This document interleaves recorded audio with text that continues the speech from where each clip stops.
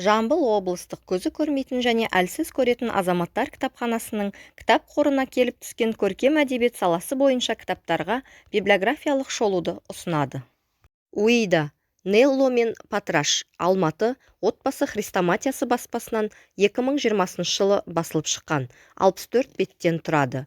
Мария Луиза Раме, ағылшынның әйгілі жазушысы, әдеби ортада Уида деген лақап атпен таныс. 1872 жылы жазушы Бельгияға қыдырып келеді. Сол сапарында Нелло мен Патраш туралы оқиғаны естиді. Жазушыға қатты әсер еткені сонша, оқиғаны дереу қағазға түсіреді. Арада бір жыл өтпей кітап болып жарыққа шығады. Әдепкіде шығарма Еуропада еш танымал бола алмайды. Бірақ ағылшын, испан кемелері арқылы Филиппин аралдарына жетіп, осы жақта әйгілі кітапқа айналады.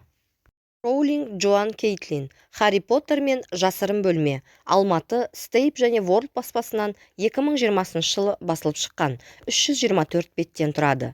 Харри Поттер мен жасырын бөлме Харри Поттер сериясының екінші кітабы. Екінші кітапта оқырманға жақсы таныс кейіпкерлер Харри, Рон және Хармиона Хогвартс сиқыр мектебіндегі әлдебір тылсым мұрагердің оқушыларға жасаған шабуылын зерттейді. Харри Поттердің өміріндегі ең көңілсіз туған күнінде Добби есімді үй шаруасын атқаратын эльф қауіпті жайтты ескертіп сақтандырады.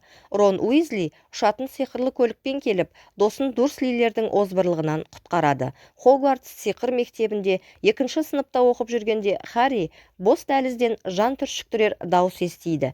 Ізінше беймәлім қаскүнем іске кірісті. Оқушылардың бірінен соң бірі тасқа айналды. Доббидің сұмдық болжамы расқа шыққандай.